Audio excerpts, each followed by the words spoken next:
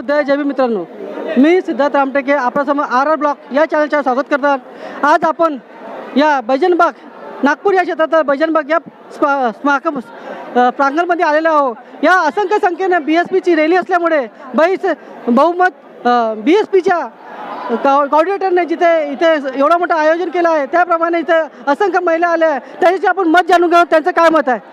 आपल्याकडे मायावती जी आपल्या इकडे आलेले आहे, तुमचं इथे काय मत आहे त्यांच्या ह्याच्यावर? माझं नाव मराठीत बोललो ना, माझं नाव सुरेखा डोंगरे आहे। मी दक्षिण नागपूरला राहते, जिल्हा अध्यक्ष आहे बहुजन समाज पार्टीची। आज बहनकुमारी मायावतीजी नागपूर जिल्ह्यामध्ये इथे त्यांची भव्य मोठी सभा इथे आमची घेण्यात आलेली। त्यांनी या लोकसभेच्या निवडणुकीसाठी जेवढे उमेदवार उभे केलेले आहेत तेवढेही उमेदवार आम्ही भरगच्च मताने निवडून आणण्याची आमची पूर्ण तयारी आहे।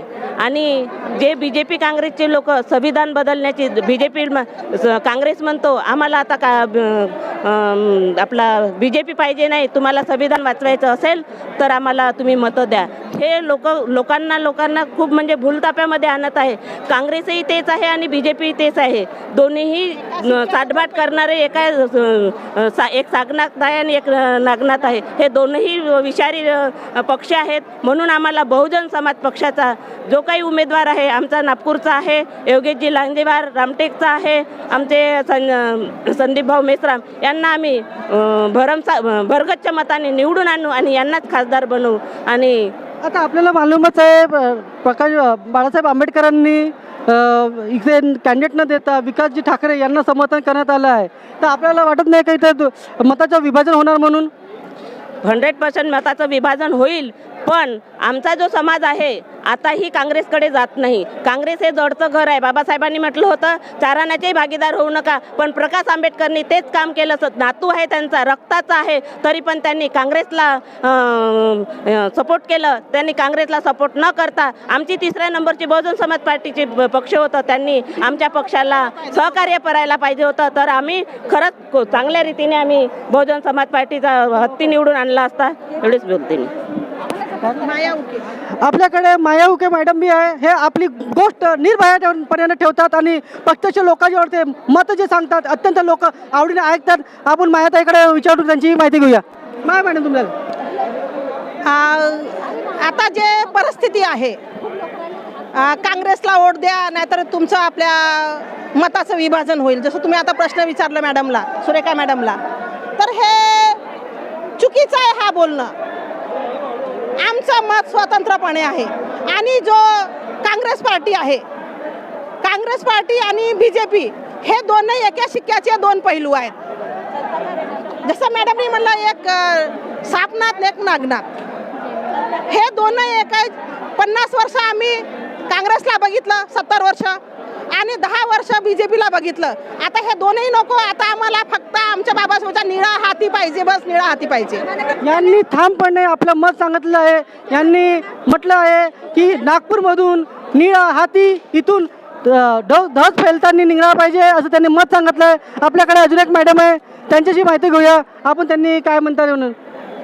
आमचं म्हणणं असं आहे की मायावती जर एवढ्या लांबून आम्हाला भेट द्यायला आले आहे लोकसभेच्या निवडणूकमध्ये, आम्हाला एवढ्या मोठ्या संख्येने लोक BSPचे उमेदवारांसाठी जे जनता उभी झाली आहे त्यांच्यासाठी जे मायावती ताई जे आल्या आहेत आणि त्यांनी आम्हाला जे मार्गदर्शन केलं आहे त्या अगदी बरोबर बोलल्या आहेत। आणि त्यांच्या मतानुसार जर आमची जनता BSP जनतेने जर सपोर्ट केला आहे तर खरोखरच आमचे BSPच्या हाती हा निवडून येणारच आणि आल्याच पाहिजे। कारण की आमच्या घराजवळचे योगेश भाऊ लांजेवार हे नेहमी आमच्यासाठी धावत असतात, करत असतात। आणि आमचं हेच म्हणणं आहे की आमच्या योगेश लांजेवार भाऊ यांनी जे मेहनत करत आहेत आधीपासून BSPसाठी आणि त्यांचा आम्हाला सपोर्ट आहे ना, आम्ही जनतेनं त्यांना सपोर्ट करावा आणि हत्तीलाच निवडून आणावं असं माझं मत आहे।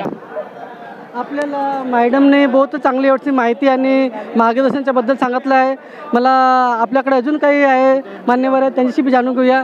सर आज आपल्याला नागपूरमध्ये भजनबाग या क्षेत्रामध्ये बहीण मायावती जी आलेल्या आहे आणि BSP सारखा मोठा झालेला त्यांना मार्गदर्शन केलेलं आहे. ह्या मार्गदर्शनाचा बद्दल मी तुम्हाला विचारतं काय त्याचं मत आहे म्हणून? बहीण मायावतीजींचं मत आता जे व्यक्त केलं, भारतीय संविधान आम्हाला वाचवायचं आहे आणि देशातल्या बहुजन समाजाला न्याय द्यायचा आहे. जो 85% जो समाज आहे, जो 6000 जातीत विभागला आहे, त्यांना न्याय काँग्रेस BJPनी नाही दिला. हे संविधान जे आहे, भारतीय संविधान आज जे धोक्यात आलेलं आहे, याला 60-65 वर्ष काँग्रेसच्या हातात सत्ता असल्याने संविधानाची अशी तशी करण्याचं काम केलं आणि BJPला 15 वर्षात तर यांनी कचऱ्यात टाकून याच्या ठिकाणी मनुवाद आणण्याचा प्रयत्न BJPचा आहे. आणि म्हणून येत्या या निवडणुकीत या संविधानाला वाचवायचं असेल, तुमचं आमचं हक्क अधिकार सुरक्षित ठेवायचे असतील तर बहुजन समाज पार्टीला मतदान केलं पाहिजे. बहुजन समाज पार्टीचा निळा झेंडा आणि हत्ती हा साबूत ठेवला पाहिजे. आज महात्मा ज्योतिबा फुले यांची जयंती आहे आणि सोबतच आज ईद आहे.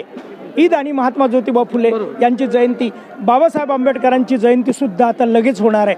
तर संयुक्त जयंती समारोहाच्या निमित्तानं निवडणूक प्रचार सभा म्हणून बहिणजींनी महाराष्ट्रातली ज्याला कर्मभूमी फुले शाहू आंबेडकरांची कर्मभूमी आणि जन्मभूमी आहे, त्या ठिकाणून बहीण मायावतीजींनी आगाह केलेला आहे की आता येणाऱ्या लोकसभेच्या निवडणुकीत 48च्या 48 जागा आम्ही लढवणार आणि त्यातल्या जास्तीत जास्त जागा जिंकणार. आमच्यासाठी भाजप आणि काँग्रेस दोन्ही पक्ष सारखेच आहेत.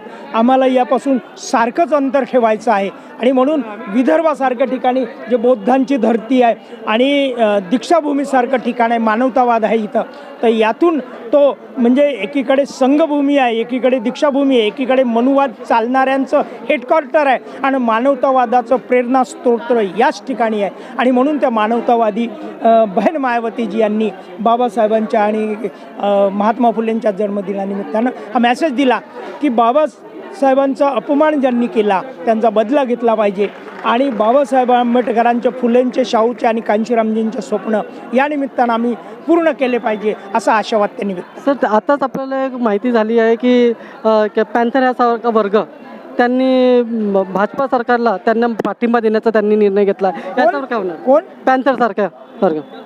पैंथर आता राहिलीच कुठे? जिसको लोग पैंथर समझते हो तो घास खाने वाले बन गए. तो ये घास खाने वालों से कि पैंथर कोई बची ही नहीं ना. और रामदास आठवले अपने आप को पैंथर कहता था, वो तो BJP का पीछे लोगू बन गया. नामदार ढसाड ने निर्माण केली. तो नामदेव ढसाड तो कब से ये मर भी गया है और उनकी तो कोई पैंथर है ही नहीं. और वो तो सारे BJP कांग्रेस के प्यादे जो है, BJP कांग्रेस के प्यादों में ही वो है. मला कसं विचारायचं, बाबा बाळासाहेब आंबेडकरांनी, प्रकाश बाळासाहेब आंबेडकरांनी त्यांनी तिथून कॅन्डिडेट न देता त्यांनी विकासजी ठाकरे यांना समर्थन करणारे काँग्रेस पक्षाचे असलेले तिथून मतात बाळासाहेब आंबेडकरांनी काँग्रेस पक्षाचे विकासजी ठाकरे यांना समर्थन करण्यात आलं ना. नागपूरमध्ये त्यांनी आपला वंचित बहुजन आघाडीचा कॅन्डिडेट दिला. ज्या बाळासाहेबांचं बोलता ते बाबासाहेबांचे नातू आहेत. आम्ही बाबासाहेबांचे मुलं आहोत आणि बाबासाहेबांच्या मुलाची ही जी मुवमेंट आहे ती मोठी मुवमेंट आहे बाबासाहेबांच्या मुलाची. आणि म्हणून बाबासाहेबांच्या मुलांची मुवमेंट ही हत्तीची मुवमेंट आहे, निळ्या झेंड्याची मुवमेंट आहे. ती काही गांधी आणि काँग्रेसची गोळवलकरांची मुवमेंट नाही. आणि बाळासाहेब हे कन्फ्यूज आहेत, त्याच्यामुळे त्यांना बाबासाहेबांची मुवमेंट चालवायची आहे, गोळवलकरांची चालवायची आहे की गांधीची चालवायची आहे हे अजूनही कळायला मार्ग नाही. आणि म्हणून समाजाने हे ठरवलं आहे की आमची मुवमेंट निळ्या झेंड्याची आहे आणि बाबासाहेबांची मुवमेंट आहे. म्हणून निळ्या झेंड्याची आणि बाबासाहेबांच्या मुवमेंटला आम्ही यशस्वी केलं पाहिजे. धन्यवाद. याच्याने मताचं विभाजन होणार नाही का? विभाजन नाही. त्यांच्याजवळ जेव्हा माणूस उमेदवार उभा ठेवायला नाही तो मतं काय घेणार आहे? त्यांच्याजवळ जर माणूस असता तर कमीत कमी त्यांनी उभा केला असता. उभं ठेवायला ज्याच्याकडे माणूस नाही त्यांना मतं मिळणार नाही. हा लोकांची त्यांनी यापूर्वी दिशाभूल केली होती, ती आता लोक सरळ झालेले आहेत आणि म्हणून दिशाभूल नाही. धन्यवाद. आपल्या समोर सरांनी आपलं मत सांगितलं, त्यांनी निर्भयापणाने आपलं मत मांडलं आहे. तिथून जे त्यांनी म्हटलं आहे की मताचं विभाजन ते होणार नाही आणि इथून जो BSP सरकार त्यांच्या आपल्या कॅन्डिडेटतून विजय होणार असं त्यांनी सांगितलं आहे. मी सिद्धार्थ रामटेके RR न्यूज चॅनलतर्फे आपला धन्यवाद करतो. तिथून आपण दुसऱ्याचंही मत घेऊया.